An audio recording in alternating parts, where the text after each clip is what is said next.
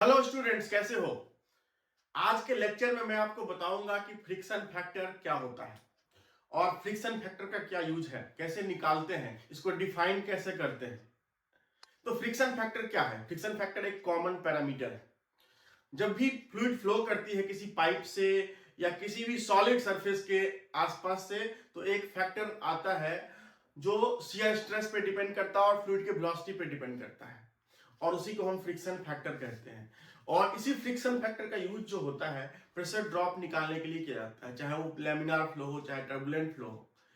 किसी भी पाइप के थ्रू अगर फ्लूइड फ्लो कर रही है तो आप फ्रिक्शन फैक्टर निकाल सकते हैं, और आप उस फ्रिक्शन फैक्टर का यूज जो है वो प्रेशर ड्रॉप निकालने के लिए कर सकते हैं। तो चलो समझते हैं फ्रिक्शन फैक्टर कैसे निकालते हैं।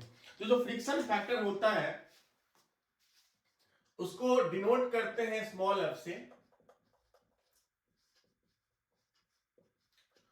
और इसका जो डेफिनेशन होता है वो होता है wall shear stress, wall shear stress divided by density multiplied by velocity head, velocity head. ये होता है फ्रिक्शन फैक्टर का डेफिनेशन। तो ये दो चीज पे डिपेंड किया, पहला क्या है वॉल शियर स्ट्रेस और दूसरा हो गया वेलोसिटी हेड। अगर आप देखो तो शियर स्ट्रेस अगर ज्यादा हुआ तो क्या होगा कि फ्रिक्शन ज्यादा होगा, तो फ्रिक्शन फैक्टर बढ़ जाएगा, और वेलोसिटी अगर कम हुआ तो भी फ्रिक्शन फैक्टर बढ़ जाएगा। तो ये एक ट्रेड ऑफ है, आप कह सकते हैं कि शियर स्ट्रेस के बीच और वेलोसिटी ऑफ फ्लूइड के बीच, उसके बीच जो ट्रेड ऑफ है उसी से फ्रिक्शन फैक्टर निकलता है। तो अब हम इसको फॉर्मली डिफाइन कर रहे हैं कि कैसे निकालेंगे फ्रिक्शन फैक्टर।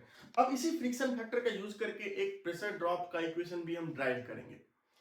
पिछले वीडियो में हमने लैमिनार फ्लो में हैगन पॉइजली इक्वेशन ड्राइव किया था प्रेशर ड्रॉप निकालने के लिए। अगर आपने वो वीडियो अभी तक नहीं देखा है तो उसका लिंक मैं डिस्क्रिप्शन में डाल दूंगा, आप उसको भी देख लेना इसके बाद। और उस इक्वेशन को यूज करके हम फ्रिक्शन फैक्टर के थ्रू प्रेशर ड्रॉप निकालेंगे लैमिनार फ्लो में और टर्बुलेंट फ्लो में भी, किसी पाइप के थ्रू फ्रिक्शन फैक्टर का यूज करके। और हैगन पॉइजली इक्वेशन जो हमने डिराइव करा था पाइप फ्लो में, उसको यूज करके आज हम दो इंपॉर्टेंट इक्वेशन डिराइव करने वाले हैं। पहला फैनिंग इक्वेशन, और उसी का जो दूसरा वर्जन है वो है डार्सी-वेस्बैक इक्वेशन। तो ये हम डिराइव करने वाले हैं इसके बाद। तो अब पहले समझते हैं कि वॉल शियर स्ट्रेस कैसे निकाला जाएगा, और फिर फ्रिक्शन फैक्टर कैसे निकाला जाएगा, और वो इक्वेशन कैसे डिराइव करा जाएगा। तो शियर स्ट्रेस निकालने के लिए हमने जो डिराइव करा था लैमिनार फ्लो के लिए हैगन पॉइजली इक्वेशन, मैं फिर से लिख रहा हूं, हैगन पॉइजली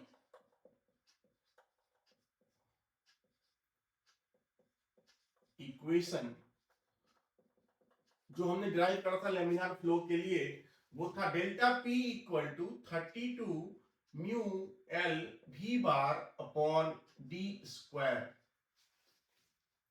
तो इसमें जो क्या है, डेल्टा पी है आपका प्रेशर ड्रॉप, म्यू है आपका viscosity of the fluid, L है आपका length of the pipe, V bar है आपका वेलोसिटी ऑफ द फ्लूइड, ये एवरेज वेलोसिटी है, और डी है आपका डायामीटर। तो मान लो कि एक पाइप है आपका इस तरह से, सर्कुलर क्रॉस सेक्शन है, और इसका डायमीटर मान लीजिए आपकी कैपिटल डी है, और इसका लेंथ मान लीजिए कैपिटल एल है। इसके थ्रू कोई फ्लूइड फ्लो कर रही है, तो उसका उसका जो प्रेशर ड्रॉप निकलेगा 0.1 और 0.2 के बीच, इस दोनों के बीच, जहां पे लेंथ एल है, और अगर मान लो वी बार जो है वो क्या है, एवरेज वेलोसिटी है फ्लूइड का, और म्यू क्या है, म्यू है आपका विस्कोसिटी। तो इसका जो प्रेशर ड्रॉप निकलेगा वो इसी फॉर्मूला से निकलेगा। तो इसको यूज करके हम क्या करेंगे, अब फ्रिक्शन फैक्टर निकालेंगे। तो फिर से मैं लिख रहा हूं F equal to wall shear stress. तो शियर स्ट्रेस क्या होता है, शियर स्ट्रेस होता है shear force divided by area, यही तो होता है शियर स्ट्रेस। तो हम वॉल शियर स्ट्रेस को ऐसे लिखेंगे, shear force divided by area. कौन सा एरिया, इसको हम कहते हैं वेटेड एरिया, जहां पे शियर फोर्स अप्लाई हो रहा है, इसको इसलिए इसको कहते हैं वेटेड एरिया, जहां पे फ्लूइड वेट कर रही है, भिंगा रही है वॉल को, वही है वेटेड एरिया, जहां पे फ्लूइड जो है वो टच कर रही है वॉल को, that is called as wetted area. ये क्रॉस सेक्शनल एरिया नहीं है। तो shear force by wetting area, ठीक है। तो ये हो गया आपका वॉल शियर स्ट्रेस, और इसको डिवाइड किससे करना है, डेंसिटी टाइम्स वेलोसिटी हेड। तो अगर एवरेज वेलोसिटी v बार है तो वेलोसिटी हेड हो जाएगा आपका v बार स्क्वायर बाय 2। यहाँ पे v bar square by 2 g नहीं लिख रहे हैं, क्योंकि यहाँ पे वेलोसिटी हेड हमने v स्क्वायर बाय 2 लिया है, ना कि v स्क्वायर बाय 2g लिया है। अब तो ये शियर फोर्स है, ये कैसे निकलेगा? तो शियर फोर्स क्या होता है? फोर्स होता है प्रेशर टाइम्स एरिया। तो इस दोनों पॉइंट के बीच जो प्रेशर ड्रॉप निकला है डेल्टा पी, वो आपका निकला है इस फॉर्मूले से। ये है आपका फॉर्मूला जिससे हमने डेल्टा पी निकाला है। तो इस डेल्टा पी में अगर मैं एरिया ऑफ क्रॉस सेक्शन से, जिससे फ्लो हो रहा है फ्लूइड, उसको मल्टीप्लाई कर दूंगा तो मेरा क्या निकल जाएगा, शियर फोर्स निकल जाएगा। तो मैं क्या करूंगा, delta P into area of cross section will give me shear force. तो डेल्टा पी क्या है, ये है आपका 32। पहले मैं इसको लिख देता हूं, फॉर्मूला लिख देता हूं, फिर मैं लिखूंगा, वैल्यू पुट करूंगा। तो मैं फिर से इसको एक और स्टेप आगे लिख रहा हूं। शियर फोर्स को लिख रहा हूं delta P times flow area divided by wetting area and this total is divided by rho v bar square by 2। अब वैल्यू पुट करते हैं। देखो बहुत ही ध्यान से देखना कैसे मैं वैल्यू पुट कर रहा हूं और कैसे मैं इक्वेशन ड्राइव कर रहा हूं फ्रिक्शन फैक्टर का। तो डेल्टा पी क्या है आपका, इक्वेशन 1 से ये वाला, तो ये वैल्यू पुट करेंगे 32 म्यू, नहीं अभी मैं वैल्यू पुट नहीं करूंगा, अभी मैं क्या करूंगा, बस फ्लो एरिया और वेटिंग एरिया का वैल्यू पुट करूंगा। तो ये एफ जो है वो हो जाएगा डेल्टा पी, और फ्लो एरिया क्या होगा, फ्लो एरिया हो जाएगा पाई बाय 4 डी स्क्वायर। अगर डी पाइप का डायमीटर है तो ये सर्कुलर क्रॉस सेक्शन है, तो फ्लो एरिया होगा pi by 4 D square. Pi R square होता है तो आर होता है डी बाई 2, तो पाई बाय 4 डी स्क्वायर। और वेटिंग पे एरिया क्या होगा, वेटिंग एरिया क्या होगा, इसका जो पाइप का जो इनर सरफेस एरिया है टोटल, वो वाला होगा। तो ये क्या होगा, सरकमफेरेंस इनटू लेंथ, ये होगा वेटिंग एरिया। क्योंकि फ्लूइड जो है वो उसी एरिया में पूरी तरह से कांटेक्ट में है और वहीं पे फ्रिक्शन लॉस हो रहा है, वहीं पे शियर स्ट्रेस अप्लाई हो रहा है। तो ये वेटिंग एरिया क्या हो जाएगा, circumference of the pipe multiplied by length. तो ये हो जाएगा पाई डी इंटू एल, और आप इसको ऊपर शिफ्ट कर दो इस टर्म को, तो ये हो जाएगा 2 upon rho v bar square. तो यहां से अगर मैं डेल्टा पी निकाल लूं तो कैसे निकलेगा, पहले जो कटेगा उसको काट दो, तो पाई से पाई कैंसिल हो जाएगा, यहां पे पाई कैंसिल होगा ये वाला, ठीक है। और क्या कैंसिल होगा, एक डी कैंसिल होगा, और कुछ कैंसिल होगा क्या, और कुछ भी कैंसिल नहीं होगा। तो इसको अगर आप सिंप्लीफाई करोगे, एक स्टेप और ले जाओगे, तो ये हो जाएगा delta P into D into 2 upon delta P into D into 2 upon 4 L rho v bar square. अब क्या करो, इसको पूरी तरह से अरेंज कर दो इस तरह से, तो ये हो जाएगा डेल्टा p इक्वल टू इसको इस तरफ मल्टीप्लाई कर दो, तो ये हो जाएगा 4f l रो v bar square upon 2d। तो ये वाला जो फॉर्मूला मैंने अभी लिखा है, ये ड्राइव करा है, इसी फॉर्मूला को हम कहते हैं फैनिंग इक्वेशन।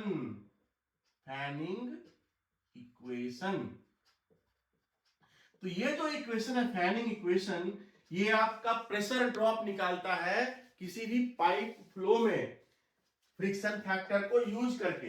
ये बहुत ही इंपॉर्टेंट इक्वेशन है।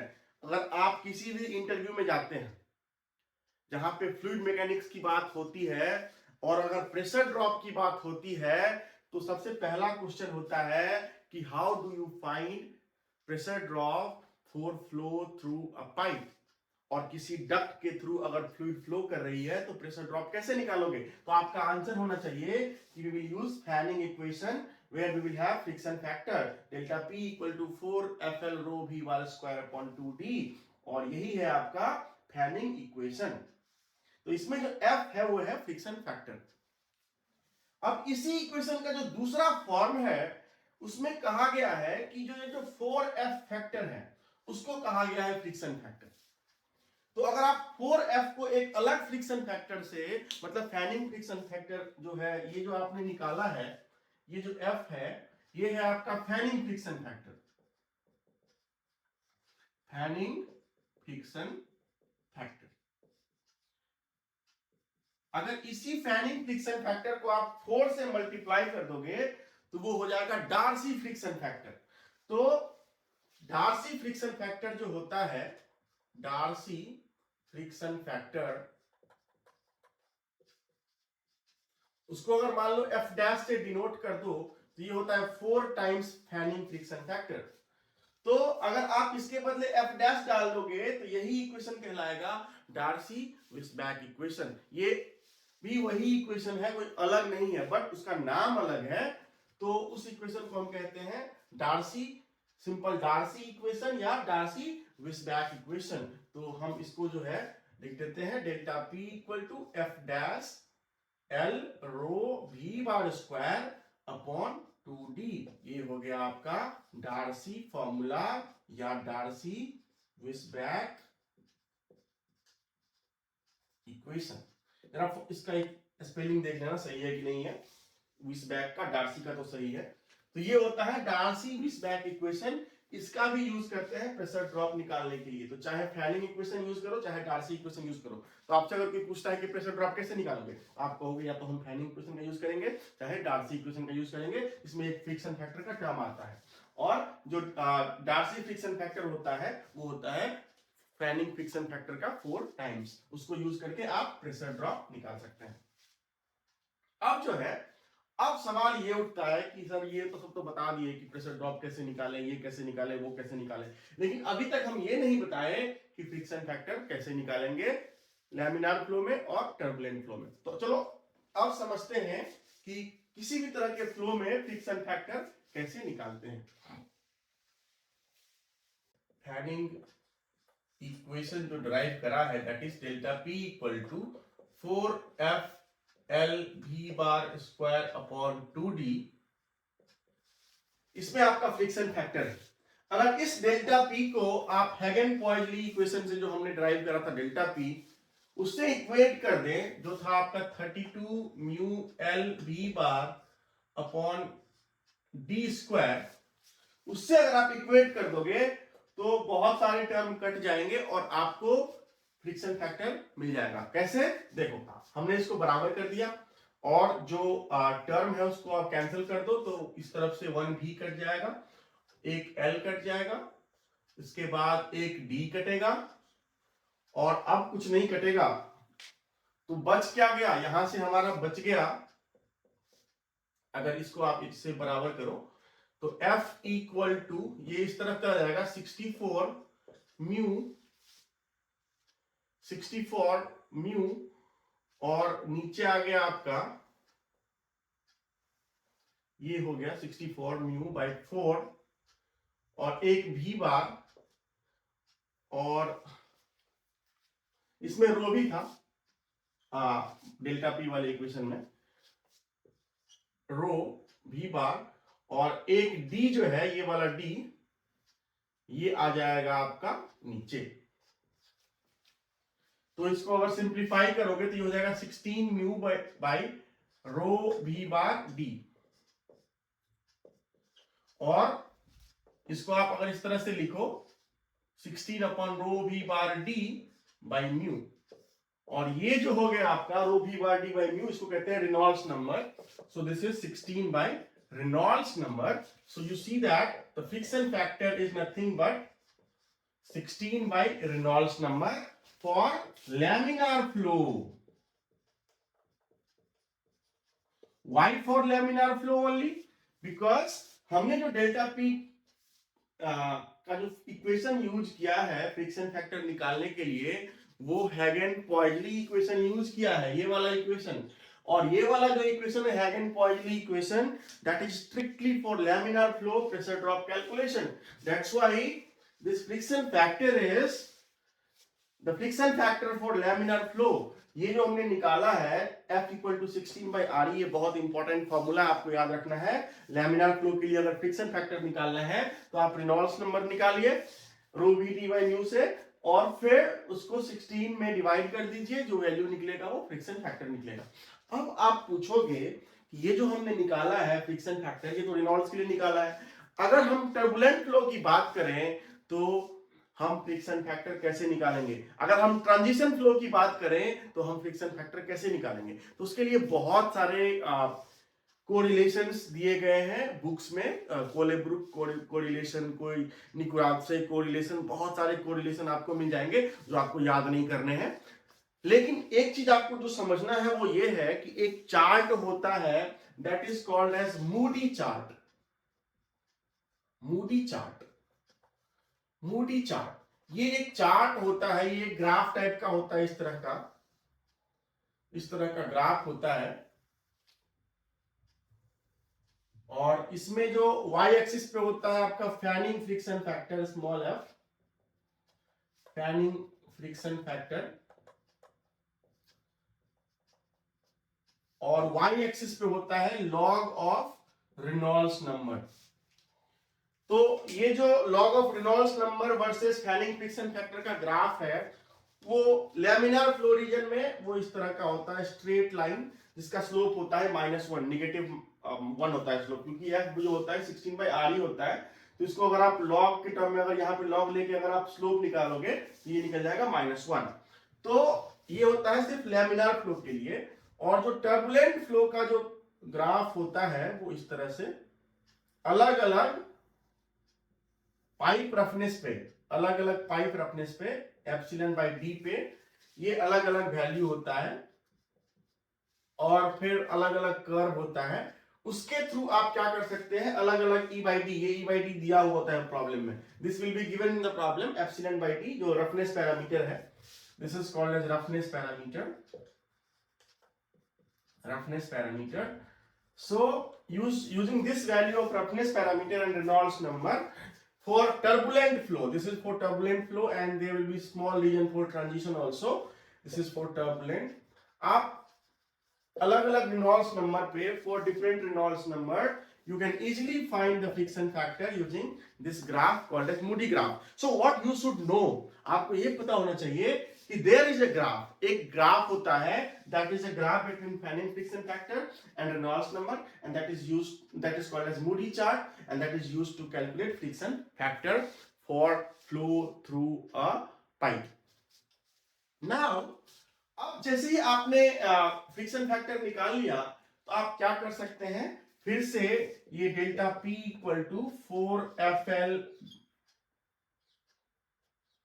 V bar square upon 2D और रो, इसको यूज करके आप जो है, ये फैनिंग इक्वेशन है, फैनिंग इक्वेशन को यूज करके आप प्रेशर ड्रॉप निकाल सकते हैं. So if flow is laminar then Fanning आपका जो फ्रिक्शन फैक्टर होगा अगर लैमिनार फ्लो के लिए 16 बाई RE, ये यूज करके आप इसमें पुट कर दोगे और उससे प्रेशर ड्रॉप लैमिनार के लिए निकाल लोगे.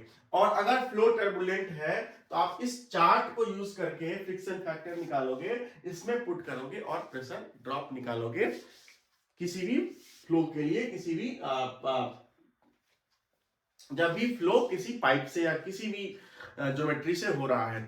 तो ये हो गया आपका पूरा कॉन्सेप्ट फ्रिक्शन फैक्टर का और प्रेशर ड्रॉप निकालने का. तो इसमें टेक अवे है वो ये है कि जो हम प्रेशर ड्रॉप निकालेंगे उसमें फ्रिक्शन फैक्टर एक पैरामीटर होता है जो बहुत इंपॉर्टेंट पैरामीटर होता है, और ये जो फ्रिक्शन फैक्टर होता है वो रेनॉल्ड्स नंबर का फंक्शन होता है, राइट। और for laminar flow this friction factor is simply 16/Re।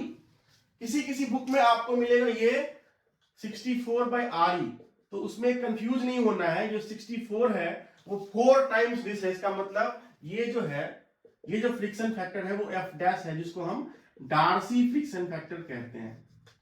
तो ये जो फॉर्मूला होगा that will give you Darcy friction factor if it is 64/Re, because we know that Darcy friction factor F dash is 4 times Fanning friction factor। तो ये 64/Re, तो इसको use करके आप निकालोगे friction factor and then use that friction factor in this equation. तो ये वाला जो इक्वेशन है फैनिंग इक्वेशन या फिर डार्सी इक्वेशन जो हमने ड्राइव करा है, ये वाला equation F dash L V bar square rho upon 2D that is delta P, ये जो इक्वेशन है डार्सी इक्वेशन या फैनिंग इक्वेशन, ये लैमिनार और टर्बुलेंट दोनों केस में यूज होता है और इसका यूज करते हैं प्रेशर ड्रॉप निकालने के लिए। सिंपली एक डिफरेंस यही है कि अगर लैमिनार फ्लो है तो आप फ्रिक्शन फैक्टर इस फॉर्मूला को यूज करके निकालोगे, और अगर टर्बुलेंट फ्लो है तो या तो आप बुक में जो फॉर्मूला दिया रहेगा कोलेब्रुक का, या फिर जो भी आपके प्रॉब्लम में दिया रहेगा, या फिर मूडी चार्ट का यूज करके आप उस फॉर्मूला से फ्रिक्शन फैक्टर निकालें